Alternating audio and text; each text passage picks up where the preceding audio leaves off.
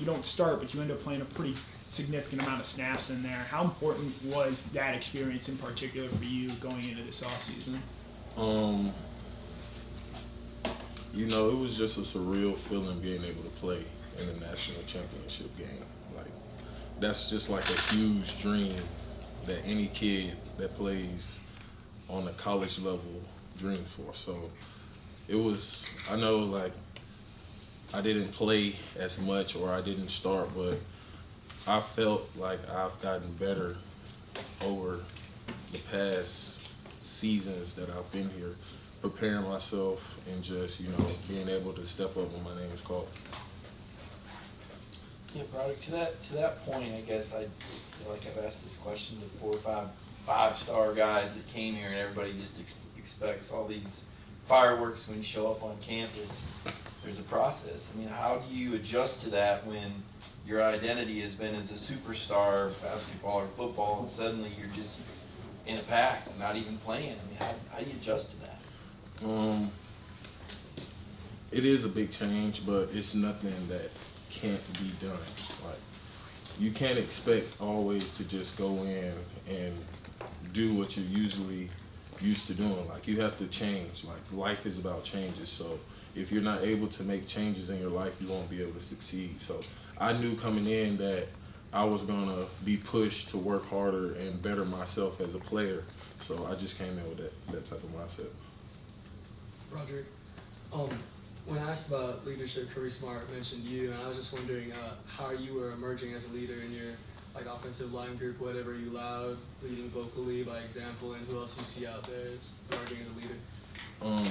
Leading, like, as a team, I believe anybody on the team can be a leader. Like, because the standard that Kirby Smart sets for the team and the standard, like, everybody has within the team is being able to push one another to better themselves for the team. So as a team, I feel like anybody on the team can be vocal, spiritual, however you want to put it. Like, anybody can be a leader. Like, it's not like a one specific person that you select to be a leader. Like, it's a whole team collective to do it. If I answered your question. Hey, Broderick, good to see you today. Obviously, you play a very key, position, on the offensive line. But knowing you're following guys like Andrew Thomas, Jamari Sawyer, now Broderick Jones, theoretically is going to be the guy next year. Kind of how does that make you feel, and does that put any extra pressure on you to follow what those guys did? I wouldn't say it puts pressure on me, but I would want to withhold the standard. So I just continue to push myself and, be the best player I can be every day. You talked earlier about playing the national title game, and you also got some starts along the way. Just what did you learn from that playing experience that you feel like can help you this year? Composure was probably the biggest thing for me. Just being able to sit back, soak up what Jamari left behind, like listening to what he's doing, like asking him, like, how can I do this better, or what should I do if this happens? Just sitting back and learning from, somebody that has done it before me and is a great player. So I just would say me being able to sit back and not try and rush things and be able to take coaching and be accountable for, like, my actions. So, like, in practice, you would want to push yourself. You wouldn't want to, like, slack off. Like, you want to push yourself because everybody else is pushing. So that's the only way you can get better. Broderick, talking about the Natty, it's a crazy night even for us in the press box. We're following everything, and for me, it was like, Broderick Jones was in there left tackling. It seemed like a lot of things were happening and going well for Georgia at that time. Can you kind of retell the story of that scenario where you ended up getting told, hey, we need you to go in there, and why, and what your sort of task was?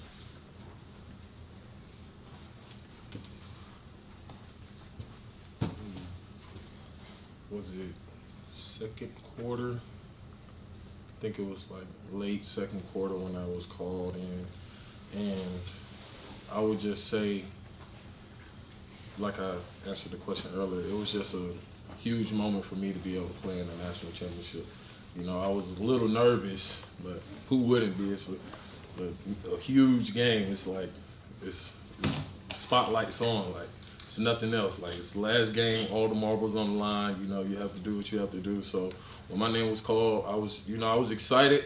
But you know, once everybody, you know, Jamari, you got people like Jamari, Shafe, Stetson, you know, Coach Monk, Coach Kirby, you know, they talking, you know, you're listening, but it's like, you got to get in there and do it.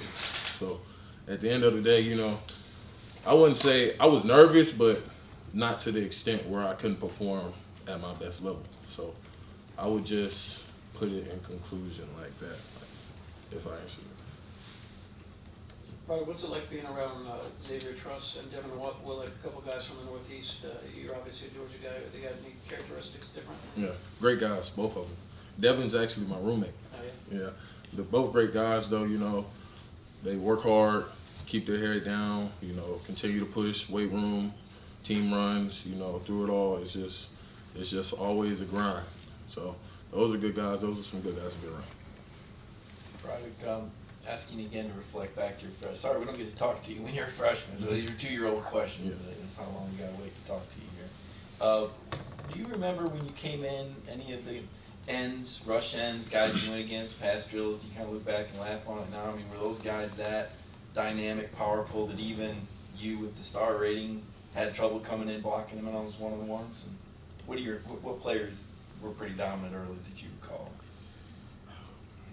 All of them. You know, coming in, you know, like you said, a 5-star recruit, you know, big head. I got humbled real fast. Like, going against people like Aziz and Jermaine and Nolan Smith. It's just like, but you learn to be able to just sit back and watch the people ahead of you and watch what they're able to do and their success, and just try and recreate that with taking coaching and being able to be coached, and taking what the coach is telling you to do and not try and do whatever you want to do on your own. Yeah, Broderick, I got 2 questions. One, what's the grocery bill look like with you and Devin Willick living together? And 2, just the amount you played last year in the national championship games leading up to it, how much has that helped your confidence, you know, at this point this year compared to last year? Okay, first question. We have an $80 million facility, as Coach would say. So, you know, it's not that bad. You know, Bones, we have a new restaurant, great restaurant. We have great nutrition staff, and you know, I love them dearly, and they get their job done. And what was the second question? I'm sorry. Just the amount you played last year. How much has that, you know, helped you gain confidence, you know, compared with at this point last year? Well, me personally, I was never not confident in my game. That's not like trying to be too big-headed or anything, but that I just always had the mindset of, if you go in prepared, like, you'll be okay. So I just try to keep my head down, continue to work, continue to better myself in places that I need, like areas that I need to grow in, and just couldn't. Okay, we have time for 2 more questions. Roger, from Coach Pittman to Coach Luke to now Coach Searles, anything that has stuck with you from your previous coaches, and how does Coach Searles separate himself from what you learned from those guys? From all the coaches, love them dearly. I would just say, like, all of them instilled in me to just continue to work. Like, no matter what, always keep your head down and work. All 3 of them, great guys.